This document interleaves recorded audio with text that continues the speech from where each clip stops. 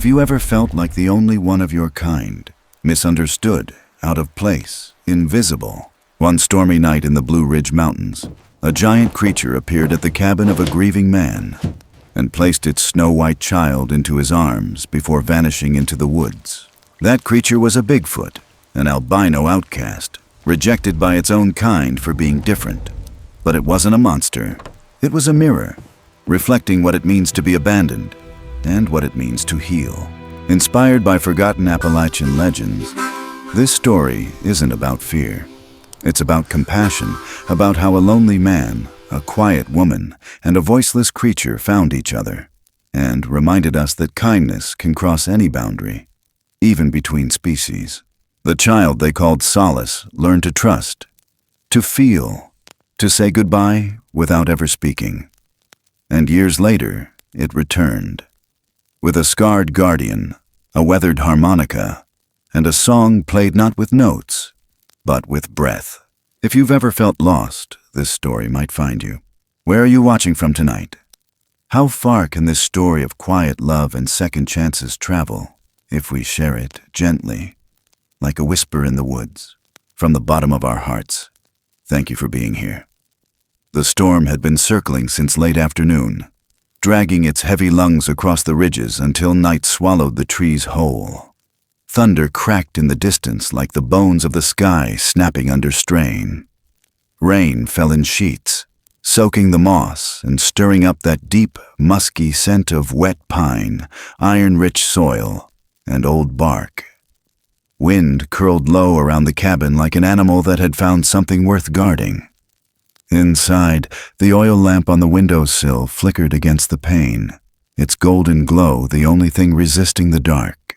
Harold Benton hadn't expected a knock, not after a dozen years of no visitors, not since the world had thinned out around him like the hair at the crown of his head. The grief had rearranged his life quietly, like rot beneath a floorboard. He'd stopped answering questions, stopped needing them. The woods gave him everything he asked for: stillness, a place to sleep, something warm in the cup. He'd carved a quiet, predictable rhythm here, and no one ever disturbed it. Until now, it wasn't a knock, not exactly. More like a presence, a shift in pressure outside the door that made the dog-eared curtains tremble. Something large moved beyond the porch light. The boards moaned under a weight that wasn't wind. Then the lantern flame bowed low, flickering once, then held. Harold opened the door slow. Rain swept across the threshold, cold and uninvited. And standing in it, or maybe leaning into it like it had come farther than it should have, was a figure that didn't belong to any memory he could explain. Massive, drenched. It had shoulders like a collapsed barn beam and fur clinging to its frame like bark after a fire. One arm cradled something to its chest, something smaller, curled, motionless. And the face, God help him. The face wasn't a mask of snout and fangs. It wasn't beast. It wasn't animal. It was human-like. Not human, but worn and aware, shaped by weather and time, not biology. Eyes amber dark, lit from inside with the kind of grief that had walked the same roads Harold had. It looked at him, not past him, not through him, but at him, with urgency, not aggression. A plea without sound. Harold didn't breathe. He just stared as the thing knelt on one knee like a man in pain and placed the small form gently at his feet. The little body was covered in white fur, so light it shimmered even in the gray rain. Its limbs were too long for a child, too delicate for a beast. It didn't move. Its face, nestled in the crook of Harold's old wool sweater, looked like something born from fog and lost before it could speak. The creature looked up at Harold again. Water streamed from its jawline. The short beard under its chin clung in strands to the fur along its throat. Its breathing hitched once, then steadied. There was a depth behind those eyes, like it remembered something it couldn't name but trusted anyway. Then, without sound, it rose, turned, and disappeared into the rain with the same silence it had arrived with. Harold hadn't moved. He didn't call out, didn't ask what it was or why it came. He stood barefoot on the cabin's warped threshold, cradling something impossibly warm and trembling, and for the first time in years, he whispered aloud without shame, "You're not gonna be alone tonight." The wind picked up behind him as he closed the door. He brought the child, or whatever it was, closer to the stove, careful not to jar its breathing. The fur along its ribs was damp and smelled of cedar bark and something faintly metallic, like river stone. Its skin underneath, where he could see it through thin patches of white hair, was pale and paper-thin, glowing faintly pink in the firelight. He found the old wool blanket from his army footlocker, wrapped it twice, and tucked it around the small frame like he'd once done with something too precious to lose. He boiled water, then stirred in the last of the sweetened condensed milk from a forgotten can behind the flour jar. He tested the heat with the inside of his wrist. The touch reminded him of something he'd forgotten on purpose. The child stirred faintly, eyelids fluttering. Ears, small and pink like the new skin of a pup, twitched once at the sound of the kettle clicking. It didn't cry. It didn't moan. Just pressed closer into his chest as if it already knew this place wasn't meant to hurt it. Harold held the chipped enamel cup near the tiny mouth and let it sniff, then drip just a little onto its lips.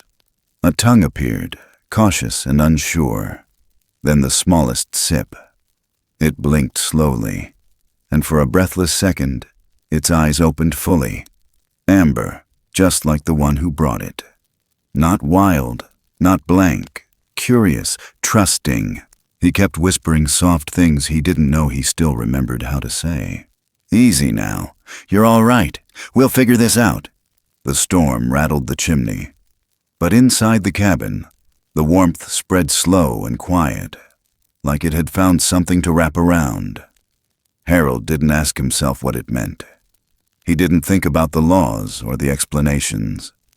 He just kept his hand pressed gently to its chest, counting the tiny, irregular breaths. The creature hadn't knocked, hadn't begged. It had just known where to go. Outside, the rain poured without pause, soaking the porch and hissing against the stovepipe. But inside, it was just the two of them. A man who'd forgotten how to care for anything and a child who'd never been taught to ask for help. Somewhere before dawn, Harold found himself sitting on the old rocker by the stove, still holding the small form against his ribs. The oil lamp had burned low. His back ached. His mind flickered like the shadows on the wall, trying to piece together the enormity of what had just passed through his door. The child shifted in his arms and released a faint, breathy sound. Not quite a word, not quite a cry, just presence. Harold lowered his forehead gently against its head.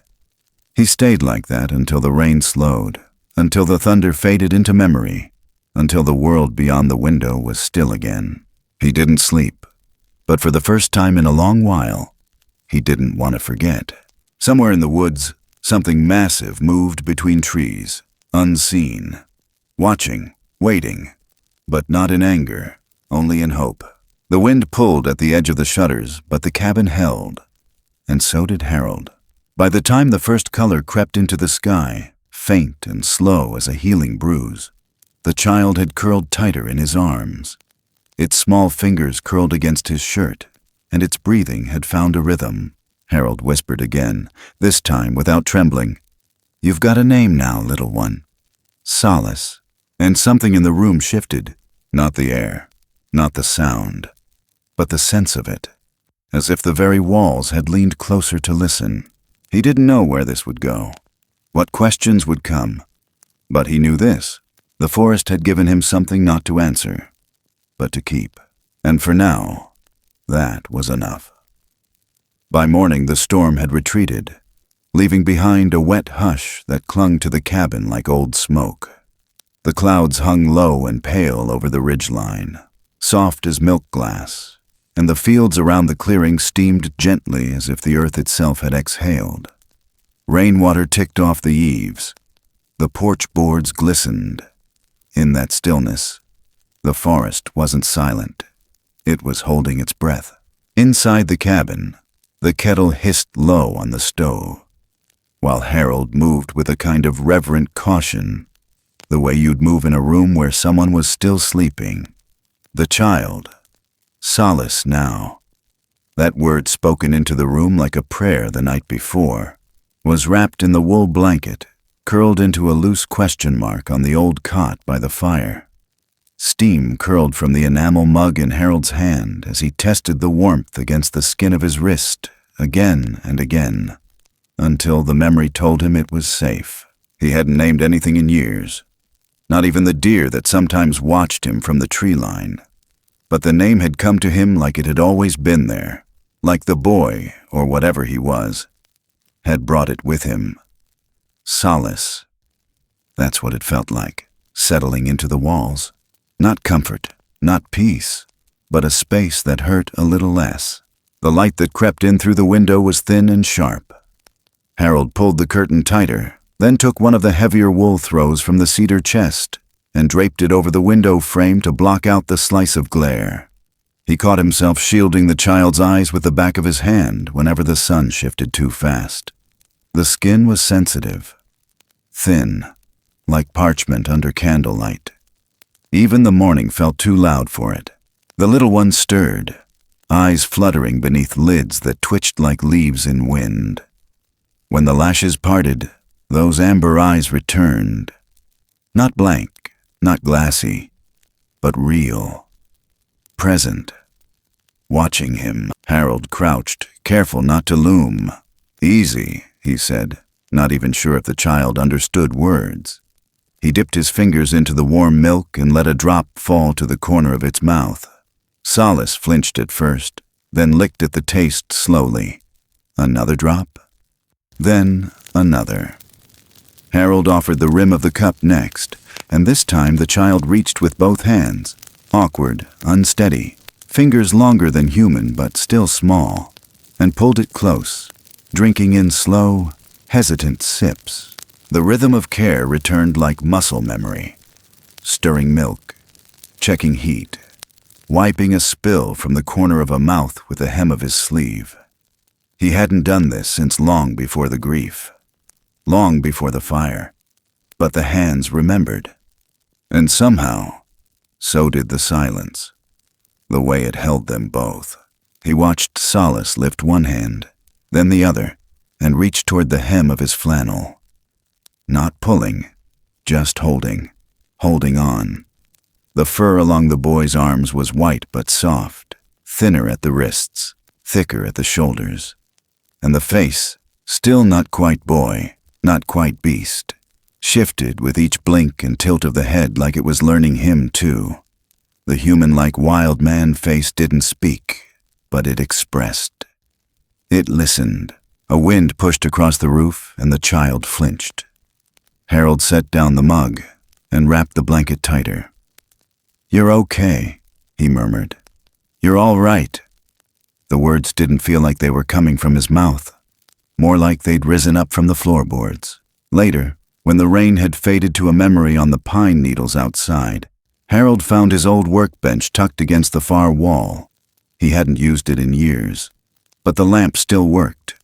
He unearthed an old thermometer, cracked but functional, and used it to test the milk again. Then he started sketching out a loose feeding schedule in his head, same way he had when raising that first runt foal with the clubbed leg out near Maynard's pasture. Warmth, small meals, no sudden movements, plenty of quiet. The cabin had never been meant for more than one person, but Harold found himself rearranging things anyway. He cleared the cluttered corner where a pile of old fishing gear had gathered dust. He folded a spare wool shirt to line the cot. He set a tin basin of water beside the hearth, not sure if Solace would understand it, but still wanting it there. Even the way he moved changed, slower, softer, like a house adjusting to the weight of new breath. Afternoon light filtered in muted and gold, the kind of light that made things look like they belonged in memory. Harold sat on the front step, letting the door hang open just enough to keep an eye inside. In his hands, the old harmonica felt like a stranger. He hadn't played it since. He couldn't even remember. It had outlived everything else. He brought it to his lips and let a single note breathe out. Low, drawn. Sad in a way only things without words could be. He played it once, then again. A slow pattern, like rain on canvas. Like wind through dry grass. Inside the doorway, Solace sat up and tilted his head, eyes narrowing like he was listening beyond the notes themselves. Harold played until the light thinned into blue, until the fire inside crackled against the hush. Solace crawled forward on his palms, then sat cross-legged, hands pressed to his knees. His face was tilted, eyes locked on the music. Then, in the smallest breath, the boy made a sound. A soft, trembling imitation of a chord. Not from the lips, but from somewhere deep in the chest. A hum. A mimicry. Enough to make Harold stop playing and stare, not in fear, but in something close to awe. The boy blinked slowly, then reached out and placed his hand on Harold's knee. No words passed. Just the sound of the stove clicking, the fire shifting, the harmonica cooling in his palm. But in that gesture, soft, deliberate, familiar, Harold felt something in his chest unclench. That night, after the lamps were dimmed and the dishes washed in silence, Harold sat in the rocker again, the boy asleep just 10 feet away, chest rising and falling in slow rhythm. The air smelled like smoke and milk and pine bark. He didn't bother trying to explain it. There wasn't anyone to explain it to. But something had changed. The cabin no longer felt like a refuge from the world. It felt like a border, a space between. He found himself watching the shadows more closely, listening for the hush between the owls and the coyotes, wondering if the one who'd brought Solace was still out there, watching, waiting. In the dark, he whispered to the ceiling, not sure if it was prayer or promise. I'm not going to let him go hungry. I'm not going to let him get cold. You hear me? There was no reply, only the sound of a log splitting in the fire and the boy's breath. By the third day, Solace had learned to walk in short bursts, legs wobbling, knees unsure, but determined. He leaned on Harold's forearm for balance, holding on just tight enough to trust. The child winced at sudden noise, at slanting light, but he smiled. Harold could have sworn it. As he crouched beside the hearth, tapping the cast-iron stove with one long finger like it was some mysterious relic. When the harmonica appeared again, he hummed under his breath. He remembered the sound. There was music in him already, and Harold, for all his years alone, had begun to believe that was something worth staying alive to hear. The forest beyond the window watched them both, and somewhere in its dark, damp belly, something else stirred. Summer came in quiet this year, like it didn't want to disturb what had taken root behind the cedar walls. The forest grew thick and warm, breathing sap and clover, and the cabin sat tucked under a canopy of green so deep it hummed when the wind passed through. Morning light filtered in gold and green, touching everything with a kind of hush. Even the floorboards creaked softer, like they'd come to understand this wasn't just a house for one anymore. Solace was stronger now. His legs, once unsure beneath him, held his weight better with each passing day. He learned by watching Harold how to move slow, how to crouch near the hearth, how to place a log just so into the stove without letting the flame choke. He mimicked without fuss. His small hands reached for the broom, the bucket, the rag. Sometimes he worked too hard, trying to make himself useful before Harold even asked. Other times, he'd just sit beneath the open window, nose twitching at the scent of pine or bread baking or the musk of rain before it hit. He didn't speak, but he listened. He didn't laugh the way a child might, but when Harold played a long, gentle note on the harmonica, Solace would hum low in his chest, pressing his palm against the old man's thigh like a response. He clung to patterns.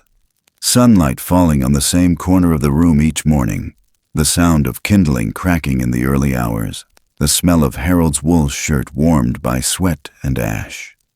Every small routine became something sacred, When Harold reached for his flannel before stepping out onto the porch, Solace would hold up the soft green cap with the frayed brim and offer it up with both hands. He couldn't wear it himself, not with the shape of his skull and those high-set ears, but he understood it meant something, that it mattered, that, out back, Harold had cleared a patch of space beneath the oaks for walking practice. Soft pine needles made it easy on Solace's feet. They worked their way from slow standing to halting steps, one hand on Harold's belt loop, the other swinging wide for balance. Sometimes he stumbled and dropped to all fours, breathing hard, but he always got up. Every day, a little farther, every day, a little more steady. He was small for his kind. Harold could tell that much. And not just in size. There was something delicate about the way he moved. Something too open. He blinked slowly, like he'd never had to blink fast. His eyes stayed on Harold's face long after most people would have looked away. He didn't shy from touch. He leaned into it, pressed his forehead into Harold's shoulder or his chest, and stayed there, breathing, remembering. One afternoon, while they were sitting on the porch waiting for bread to rise, a hawk screamed across the sky. Solace stiffened. His shoulders hunched, and his hand shot up to grip the collar of Harold's coat. It wasn't just a startle. It was fear, primal and tight. Harold could feel it in the way the boy's ribs pressed in and held. He didn't say anything, just placed a hand on Solace's spine and kept it there until the hawk's call faded into the treetops. After a minute, Solace relaxed again. But the way he leaned into Harold afterward, quiet, watchful, made something ache deep in the older man's chest, as if the child had known danger once, known it in the sky. The sun rolled over noon and dragged the wind behind it. The smell of fresh clover drifted in from the edges of the clearing. They sat together on the steps, listening. Sometimes that was enough. And then, one morning, Lydia Ray arrived. She came up the path with a basket on her hip and mud on the hem of her skirt. Her voice, when she called Harold's name, was steady and casual, like she did this kind of thing often. She didn't. But she'd heard through the valley that Harold had gone into town for a tin of condensed milk and hadn't spoken to anyone, that he looked thinner, stranger. When she rounded the bend and saw the cabin, the dog sleeping under the porch, and Harold sitting with a strange, white-furred child beside him, she didn't blink. She just walked up slow, placed the basket on the railing, and said, "Looks like you've got company." Harold didn't flinch, didn't explain. He looked her square in the face and said, "He's called Solace." Lydia didn't ask what he was. She looked at the child, took in the white fur, the high ears, the amber eyes, and then pulled a jar from her basket. "This'll help with skin that burns easy," she said. "Sun'll catch him quick, looking like that." Solace stayed close to Harold, half behind him, but his eyes never left Lydia. Not wary, not afraid, just cautious, like someone trying to remember a face from a long time ago. Lydia crouched down. "You okay, sweetheart?" Her voice softened, but she didn't reach out. Just opened the jar and set it on the step. "It's just balm. Smells like sage, but it cools fast." She straightened, brushed her palms against her skirt, and turned to Harold. "You feeding him enough?" "Trying to," he said. "I brought oats and honey." They moved inside without ceremony. Lydia opened windows that hadn't been touched in weeks. She adjusted the curtain where the sun hit too hard. She wiped the sill with a corner of her sleeve. Solace watched her with quiet interest, nose twitching when she set the basket down and started unpacking it. Bread, herbs, dried apples, more balm. She didn't talk much, and Harold was grateful. By late afternoon, Lydia had made herself comfortable on the porch rail, sipping from a tin cup and watching the trees shift in the breeze. Solace sat at her feet, just close enough to feel her presence. When Harold brought out the harmonica again, she didn't comment, just tilted her head like she was listening for something under the music. Solace hummed along, low and steady. Then, carefully, slowly, he mimicked the sound again from his throat. Lydia smiled but didn't speak. That small sound, that echo of music, was more than enough. The sun dipped behind the ridge. Shadows stretched across the porch like long fingers, and somewhere deeper in the forest, an owl started to stir. The air cooled. Lydia stood, dusted the back of her jeans, and handed Harold a small bundle wrapped in cloth. "Salve," she said. "Keep his skin covered when you can. I can bring a softer cap next week." Harold nodded, but his voice caught for a second before he could say thanks. She paused at the bottom of the porch steps, then turned and looked at him. Steady. "You ever think," she said, "that maybe what makes us human isn't how we look or talk, but how we care for something smaller than ourselves?" Harold didn't answer, not out loud, but he looked down at the hand Solace had placed on his knee, and he knew what he would have said. Later that night, when the forest exhaled again and the stars pressed in close, Harold sat by the fire, watching Solace sleep. The balm smelled faintly of cedar and wild mint. The boy's breathing was steady.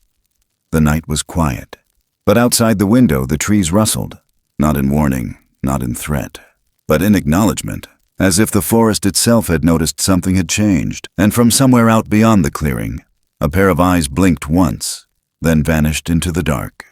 Fall crept in like something that had been watching from the edge of the clearing all along, waiting for its turn to speak. The trees began their slow surrender, their leaves turning brittle and gold, the wind sharpening just enough to wake you in the morning. The air carried a quiet weight that made even the stove pop louder at night. Summer's warmth hadn't vanished. It had simply moved deeper underground, curled in the roots and waiting for spring. Harold felt it first in the bones, a deeper ache when he stood from the porch swing, a longer pause between chords on the harmonica.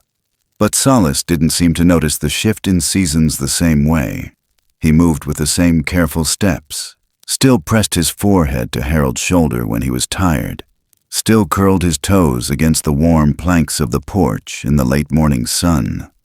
But something in him had changed, too, subtle as moss growing over a stone. He wandered more. He watched the tree line longer. He listened. Lydia came every Saturday now.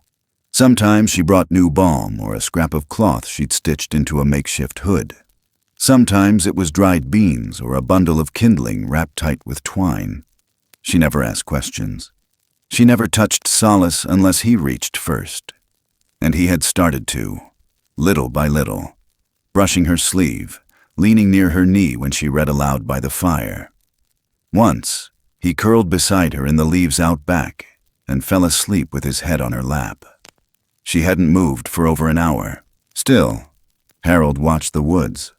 Something had shifted out there, too. The signs were small at first. A fresh scuff on the path to the creek. A wet print on the stone where no one had stepped.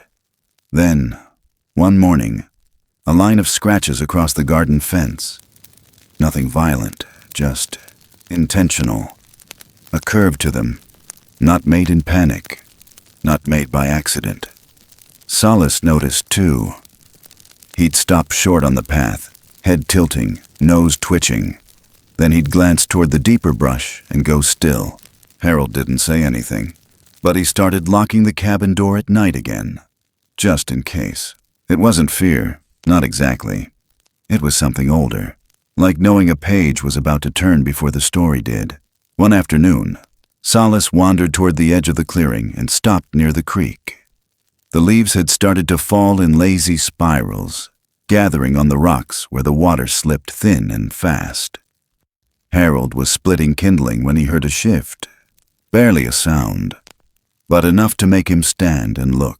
Solace stood near the edge of the water, unmoving, his shoulders hunched, his arms slack at his sides.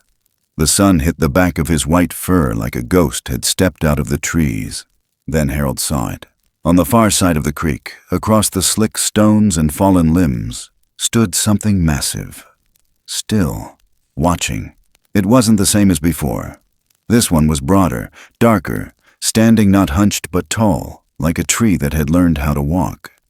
The face was hard to see, half shadowed by the low branches, but the eyes, those were unmistakable. Human-like, burning. Not hostile, but sharp, cautious, protective. It was watching Solace with the intensity of something that had been searching a long time and suddenly found what it lost.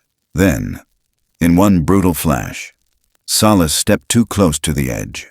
The rock beneath his foot slid, and before Harold could shout, the boy was gone, slipped into the current like a leaf. Harold dropped the axe. His knees hit mud before he felt the sting. He slid down the bank, arms out, lungs full of air and panic. The creek wasn't deep, but it was fast this time of year, dragging branches and cold with it. Solace's small shape tumbled once, then bobbed, then vanished beneath a sweep of foamy water. Harold plunged in. The chill slapped his spine, tore the breath from his throat. His boots filled. His shoulder hit stone. But he didn't stop. He reached once, missed. Reached again, fingers grazing fur, and then grabbed tight, yanking the boy up, chest heaving, coughing water. Solace's eyes were wide, his mouth open but silent. Harold hauled them both to the bank, slipping, swearing, pulling with every bit of weight left in his arms. He collapsed onto the moss, soaked and shaking. His palms bled. His right sleeve was torn. Solace clung to his side like breath to glass. He looked up, and the figure was still there, just across the creek, still watching.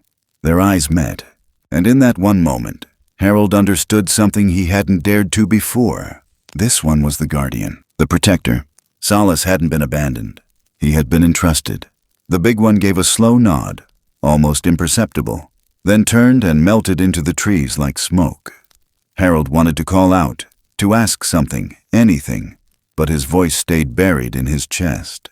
That night, as Lydia cleaned the cuts on his palms and wrapped his fingers in clean cloth, neither of them said much. Solace slept beside the fire, curled into the shape of safety. His breathing was steady again. His hair smelled like river stone and wood smoke. Harold sat on the edge of the bed, watching the shadows flicker on the wall. "It was him," he said finally. "The one from before. He pulled Solace back once. Now he's just watching." Lydia folded the rag in her lap. "Maybe he's waiting." "For what?" "For you to prove you deserve him." The fire popped. Outside, the wind shifted again, bringing with it the smell of damp leaves and something older, like bark. Or bones. Harold looked at his wrapped hands. He almost died, but he didn't. There wasn't anything else to say. Not then. The next morning, Harold checked the creek again. The stones were dry. The water had dropped. And on the far side, pressed into the mud where the figure had stood, was a single footprint. Too large, too defined, too deliberate. A message. Solace stayed close for the next few days. No more wandering. No more watching the tree line. He tucked himself into Harold's side whenever they sat. He reached for Lydia's hand when she arrived. He slept deeper. He hummed when the harmonica played.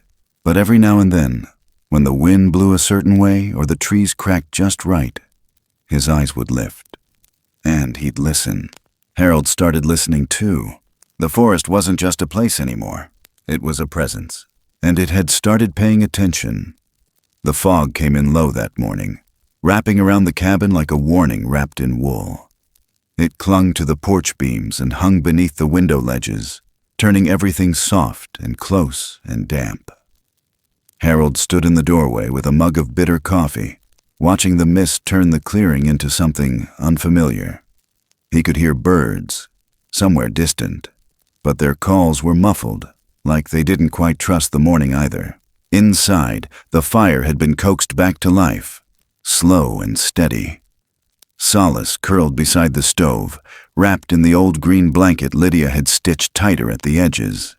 He was breathing evenly, mouth slightly open, one foot twitching like he was dreaming of walking again.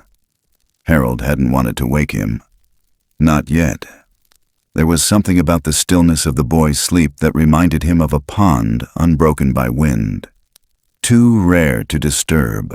Lydia had arrived the evening before, arms full of dried herbs, old flannel, and another jar of salve.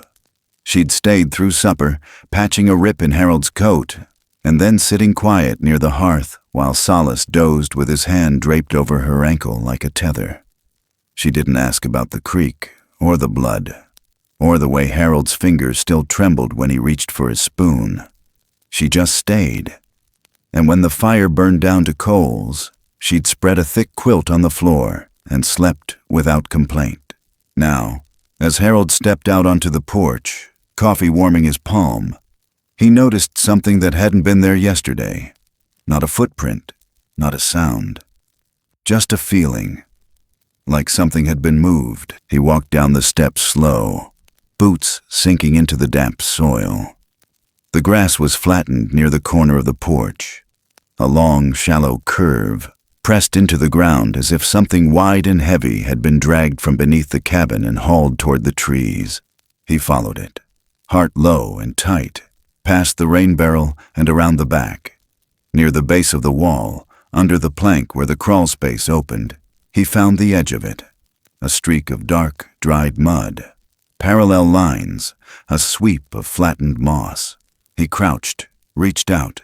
His fingers brushed a smear of something that wasn't just dirt. It was mixed with iron, with grease, something thick and old. He didn't call for Lydia right away, didn't want to. But when he stood and looked at the trees, at the way they stood too still, like something was holding its breath out there, he turned and went back inside. She was already up, boiling water for oats.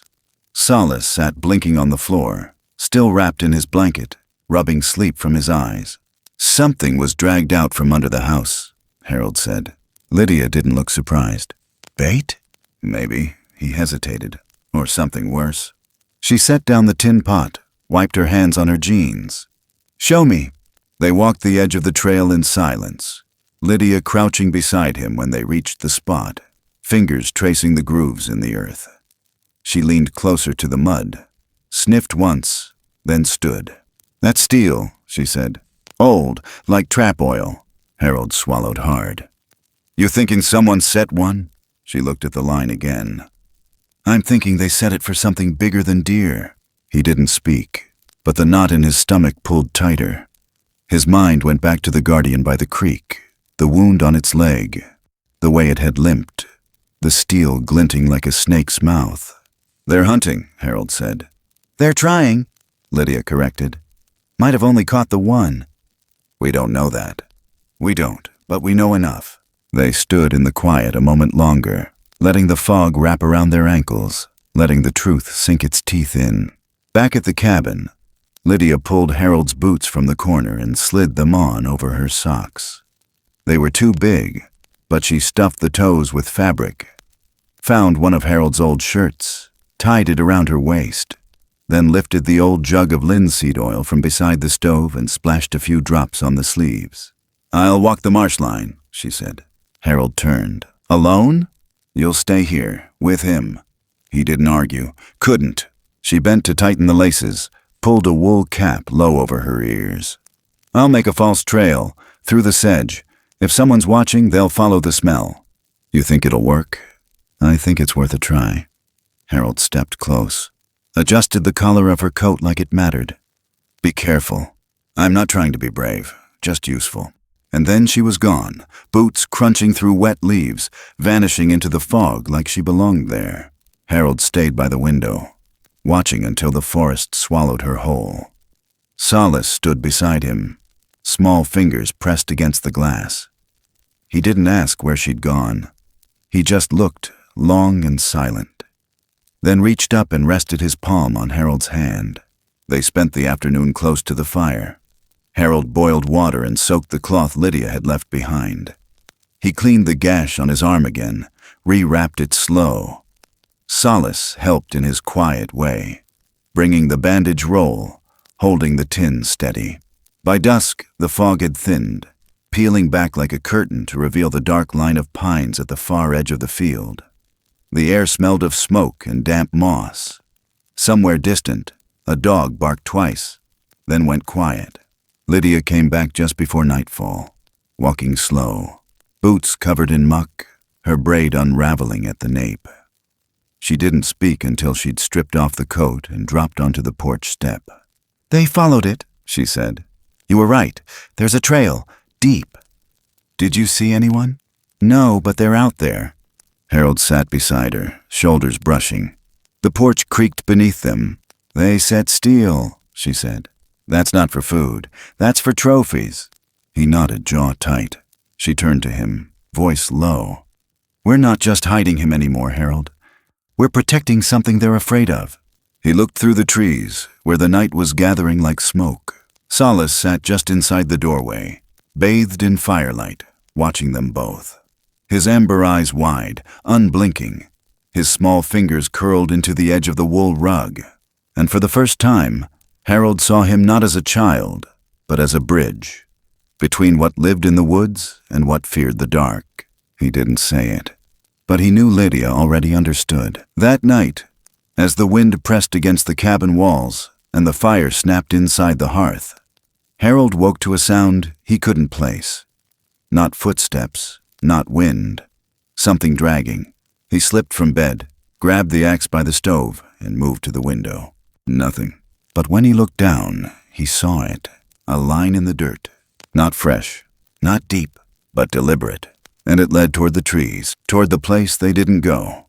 The storm rolled in fast, heavy and low, like it had been waiting just beyond the mountains for the right moment to crawl in and bring the whole sky down with it. The first rumble came deep and wide, shaking the tin roof and rattling the stovepipe. By the time Harold lit the oil lamp and locked the back door, the wind was already pushing sideways across the clearing, turning leaves into missiles and the rain into a wall. It wasn't just weather. It was a warning, a message that something was about to break. The fire snapped behind the grate, flames high and angry. Solace sat tucked close to the hearth, his arms around his knees, head low. He hated thunder. It didn't matter how strong he'd grown these past months. Some sounds went deeper than memory. Lydia was folding blankets at the foot of the bed, moving like she'd done this before, like her hands knew how to brace a house against the kind of night that tried to come inside. Harold was at the window when it happened. 3 sharp knocks. Not on wood, not on the door, on the porch boards, heavy, wet. He froze. So did Solace. The sound came again. 1 knock, 2 fast, then silence. Harold grabbed the lantern and unlatched the door. Rain rushed in like a voice too big for the throat that held it. The wind hit his chest and shoved hard, but he leaned into it, stepped outside, and raised the lantern high. They were already there. 3 of them, tall as young pines, broad-shouldered, fur soaked dark with rain. The one in front was the mother. No doubt about it. Her arms hung low but steady, her back curved with exhaustion but not fear. Mud and leaves clung to her like armor. Her human-like wild man face, rain-slick, open, trembling, looked at Harold with something too wide to name. Not just grief, not just trust, something desperate. And behind her, half-crouched, half-guarding, stood the male, the one Harold had seen before. His left leg was twisted out, wrong, bent. Even in the blur of rain, Harold could see the gleam of metal where it didn't belong. A trap, its steel jaws still half-clamped around the bone. Blood ran in long black lines down his calf, mixing with water and mud. And the way he stood, gritting against it, fists clenched, shoulders raised. It was like watching someone hold up a roof with their back. Every breath in his chest was a thunderclap. But he didn't fall. The third was younger, smaller, half hidden behind the others. Maybe a sister, maybe something else. She stayed back, head bowed, arms locked around herself like rope. Harold didn't speak, didn't move, but something in him broke loose. He turned and shouted for Lydia. She came fast, barefoot and steady, eyes already wide before she saw the figures. She dropped the blanket and grabbed the thick wool quilt from the bed. No words, just motion. The male flinched as they stepped forward. Not fear, just the sharp recoil of a thing that's been hurt too many times to believe in rescue. But the mother reached out. One hand, open, shaking. She placed it flat against her chest, then toward Harold. A gesture not borrowed from humans, but echoed in them. A plea, not for help, but for mercy. Harold lifted the lantern higher, rain soaking through his collar. His boots slipped on the boards. Lydia reached the male first. She dropped to her knees on the flooded porch and spread the blanket across the boards like a tablecloth. Then she opened her arms, slow, and showed her empty hands. The male didn't move, not until Solace stepped into the doorway. Small, white, barefoot. He didn't speak, just looked. And then, as if it were nothing, he stepped down into the rain, past Harold, past Lydia, and walked straight to the mother. She lowered her massive body until her face met his. They touched foreheads just once, and in that moment, the male stepped forward, half falling, half standing, his breath like thunderclouds. He didn't look at Harold. He dropped to one knee, placed his wounded leg out in front of him, and waited. The trap was old, rusted, handmade. Iron teeth still curled around the bone, half swallowed by blood and fur. It had clamped down so long ago that the skin had started to rot around it. Harold knelt. Rain ran down his spine. He reached into the tool bin, pulled out the bolt cutters, hands already shaking from cold and knowing. Lydia pressed the blanket against the wood, then took the male's hand. Not squeezing, just holding. He didn't pull away. Harold found the hinge. His fingers slipped twice. The metal sang with each bump. Then he counted. 1, 2. The snap of the spring echoed like a gunshot. The trap fell open. Blood poured fast and hot, steaming against the rain. The male didn't cry out. He just breathed once, hard, then slumped. The mother caught him, pulled his weight toward her. Her hand, massive and shaking, found Harold's chest. Pressed there, not forceful, not soft, just present, like she was telling his heart to remember this. Lydia wrapped the leg fast, thick cloth, oil and gauze. She worked like someone born in war. Solace crouched by the doorway, watching every move. Inside, the fire was still going. Harold didn't know how the cabin held them all, but it did.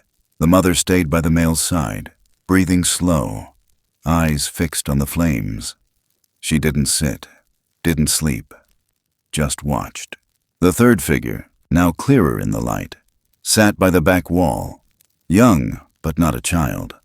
Her eyes were wide and too old, and Solace, caught between both worlds, moved between them all, bringing water, pushing the blanket closer, placing his small hand on the male's arm like a promise.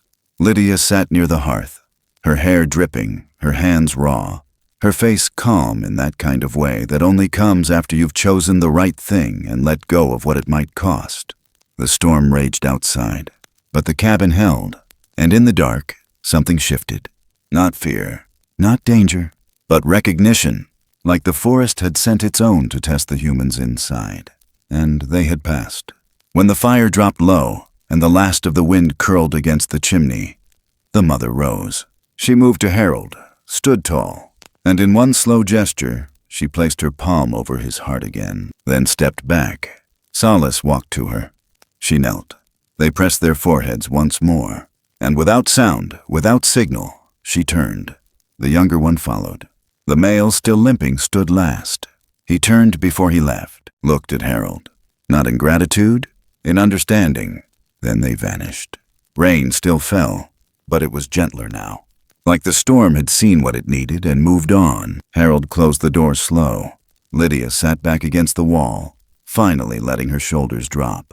Solace climbed into Harold's lap and curled there. Hand pressed over the old man's chest where the mother had touched. Neither spoke. Neither needed to. The cabin was warm, and the night had finally stopped trying to tear it open. The morning after the storm was the kind that didn't speak above a whisper. Fog blanketed the clearing like a slow breath held over the land, and the trees stood silent, dripping softly, their bark dark from the rain. Not a single leaf moved. No bird song yet. Just the hush that came when something had passed through and left the world a little quieter. Harold stood barefoot on the porch, cradling a mug of coffee gone cold. The boards under his feet were damp and slick with mist, but he didn't move. His eyes were fixed on the woods ahead, not searching, not afraid, just listening. There was no sign of the three who'd come in the night. No prints in the mud, no broken branches, but he knew they had been real. He could still feel the weight of her hand pressed to his chest, still see the wound in the male's leg, the way he had stood guard with blood in his fur. And he could still feel the shift that had taken place inside the cabin, like some line had been crossed and nothing could go back to the way it was. Behind him, the old harmonica lay on the windowsill, just where he'd set it. He hadn't touched it since. The sound felt too small now, too simple. It had once been a way to keep loneliness at bay, but the house wasn't quiet in that same way anymore. Inside, Solace stirred under the quilt, blinking in the gray light, his white fur glowing faintly in the dimness. He rose slow, bare feet padding across the cabin floor, and stood beside Harold at the open door. No words, just presence. The kind that made silence feel full. Harold set the cup down. "I think it's time," he said softly. Solace didn't react right away, but then he nodded once, almost imperceptibly, and pressed his hand into Harold's. That afternoon, they prepared without speaking much. Harold packed what little he had: a few jars of food, a thick scarf, the leather pouch of carved tools he hadn't opened in years. Lydia arrived just after midday with her sleeves rolled and her eyes tired in a way that meant she hadn't slept. She didn't ask why. She saw the bundle on the table, saw the harmonica laid out beside it, and she just gave one slow nod. "I'll stay behind," she said. "You're not the one they're watching for anymore. He is." They ate a quiet meal: bread, warm milk, and dried berries from the shelf. Solace sat close to Lydia, his hand wrapped loosely in hers. She smoothed his hair once, then twice, and whispered something in his ear that made him blink slow and press his forehead to hers. He stayed there a long time. When they finally stepped out into the clearing, the sky was still pale. The clouds thinned, but not gone. Harold led the way, Solace beside him, small packs slung over one shoulder. They didn't speak. They didn't need to. The forest received them like it had always expected this return. The leaves no longer whispered warnings. They opened like doors. They passed the creek, now running low after the storm. Solace paused at the spot where he'd fallen months ago, where the guardian had lifted him from the edge. He crouched, touched the stone, then looked up at the far bank. Nothing was there, but his shoulders straightened. Farther in, the path narrowed. The trees thickened. The light dimmed into that deep green hush that only old woods can hold. Birds moved overhead but didn't sing. Wind drifted low, brushing the grass, lifting the ends of Harold's coat. They came to a small rise, where the land opened into a clearing hemmed by birch and red pine. There, Harold stopped. "This is where," he said, but the words fell like dry leaves. Solace stepped forward. His gaze swept the space, scanning bark, sky, shadow. Then he moved, quick, certain, toward a fallen log near the edge.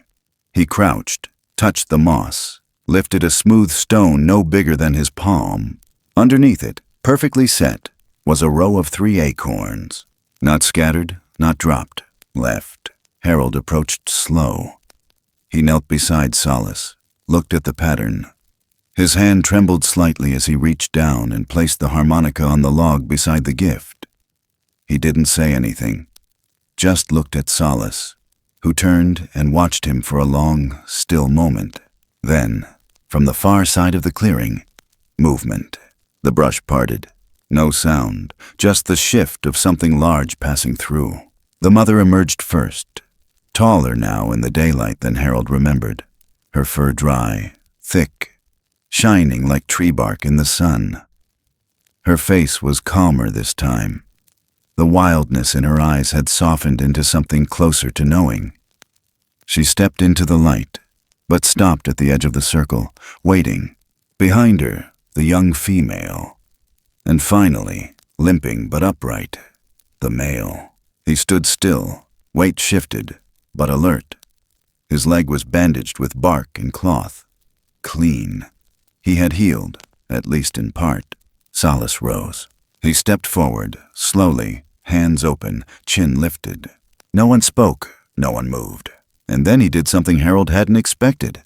He reached into his coat pocket and pulled out the small slingshot Lydia had carved for him.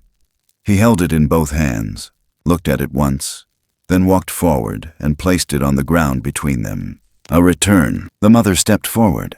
She and Solace faced each other, barely breathing.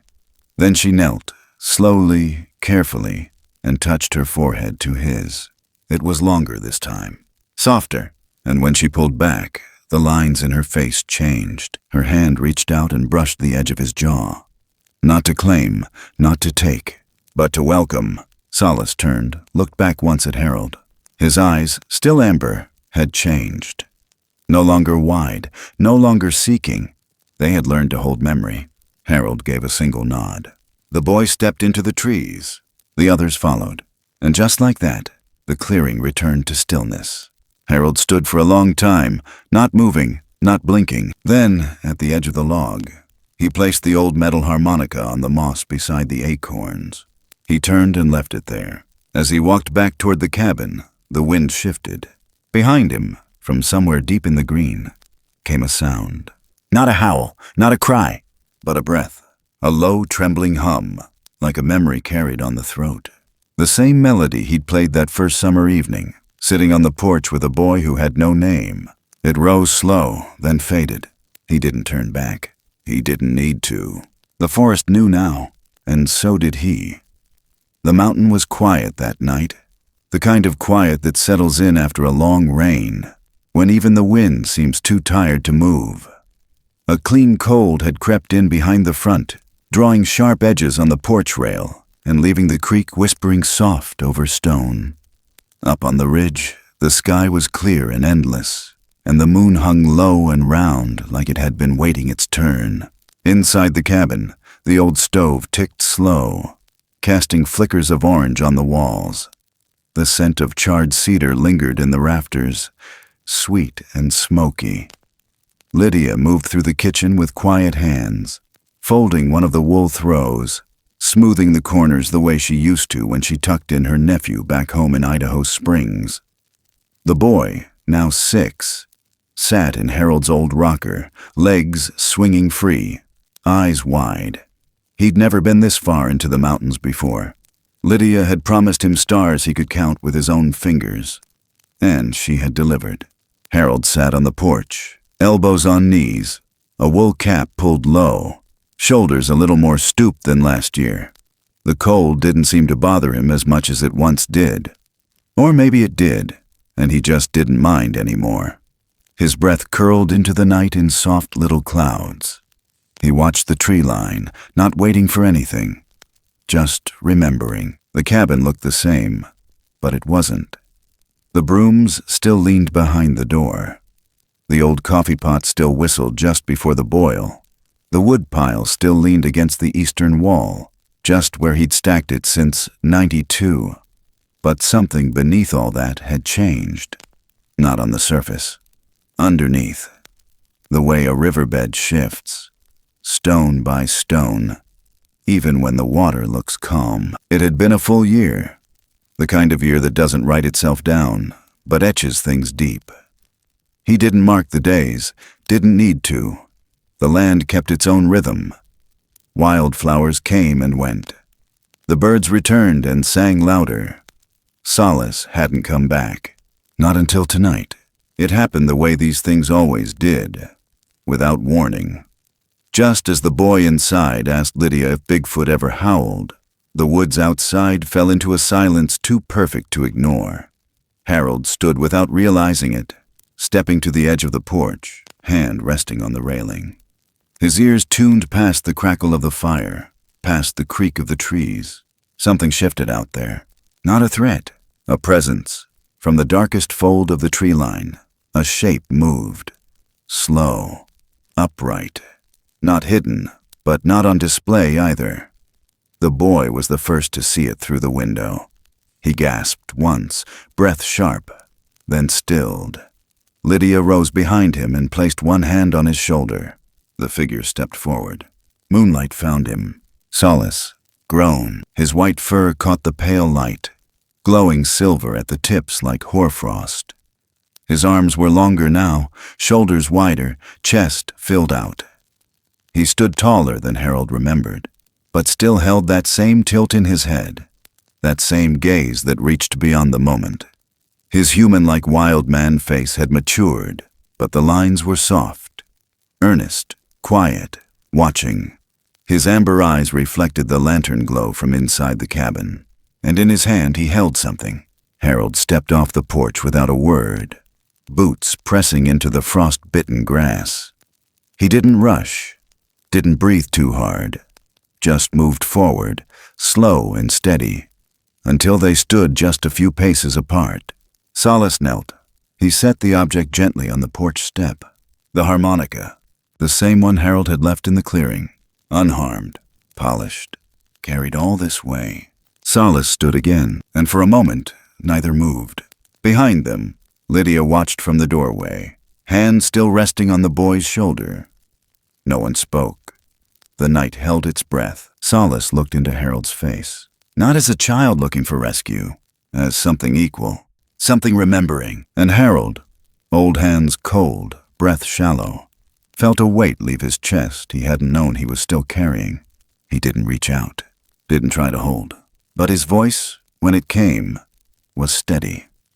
"You found your way." Solace blinked once, then took a single step back. The trees behind him parted, though nothing moved. And for just a beat, Harold thought he saw the edge of another figure, taller, broader, half hidden in the black. The guardian, alive, watching. Solace turned his head slightly, listening to something only he could hear. Then, softly, almost too soft to catch, he opened his mouth, and from deep in his chest came a sound, a low, breathy hum. The melody, the one Harold had played that first summer on the porch. Off-key, cracked, broken, now whole, now remembered. The boy inside the cabin whispered, "He's singing." Lydia didn't correct him. Harold stood rooted in place, throat tight, eyes burning. Solace finished the phrase, let the silence settle behind it. Then he stepped backward and disappeared into the trees. No footsteps, no break in the brush, just gone. But not lost. Harold walked back to the porch, sat down, picked up the harmonica, held it in both hands. The metal was cool, smooth, the same nicks in the same places, but it felt new somehow. Lighter. He looked to Lydia. She nodded once, her eyes shining. Inside, the boy pressed his palms to the window, watching the trees. The cabin settled. The fire crackled low. Harold lifted the harmonica to his lips and played, soft, slow. The same tune, a little more worn, a little more sure. Outside, the wind picked it up, carried it deep into the woods. And for just a moment, he thought he heard something answer. Not close, but not far either. Some bonds don't stretch thin. They stretch wide, and they hold, even when you can't see what's on the other end. That night, Harold slept without the fire. The cabin didn't feel cold. And in the morning, when he stepped onto the porch, he found 3 small stones lined up on the railing. Perfect, evenly spaced, and warm from the sun. Some stories are too quiet to be told with words alone. They move like wind through tall trees, or the hush that follows a long-held breath. You don't hear them, you feel them. In your chest, in your bones, in the way you look at the world afterward and realize something has softened without breaking. This was a story like that. Not just about creatures in the woods or the spaces between what we know and what we choose to believe, but about the threads that hold us together, fragile, unseen, and yet impossibly strong. It's a story about what happens when we stop asking what something is and start asking who it is. About what it means to extend kindness first, not because we have proof, but because we remember what it means to be lost, or lonely, or scared. Sometimes the greatest strength is not in what we build to protect ourselves, but in what we lay down to welcome another. A hand outstretched, a door left open, a name given to a silence we once feared. There are moments, fleeting, precious, when the world shows us that connection is not earned by being the same, but by choosing to care even when we don't understand. That the measure of our humanity isn't how loud we speak, but how closely we listen to the things that speak without language. The woods, the wild, the unknown. They aren't what we should be running from. Maybe they're what we've been missing. Not places of danger, but places of memory, of return, of something older than fear, and quieter than truth. Something that watches and waits and hopes. And in the end, maybe that's what matters most. That even in a world full of noise, full of doubt, there are still those who remember the value of stillness, of watching the trees, of listening for the low, unspoken notes that echo far beyond what we see. Because somewhere out there, beyond the last fence line, beyond the last trail on the map, kindness still echoes, and someone is listening. If this story moved you in any way, we invite you to share your thoughts in the comments. Let us know what you felt, what stayed with you, or what memories it brought back. And if you'd like to walk with us a little farther down this path, don't forget to follow, subscribe, and stay close. We've got more stories to tell, the kind that live in the quiet and stay with you long after the last word fades.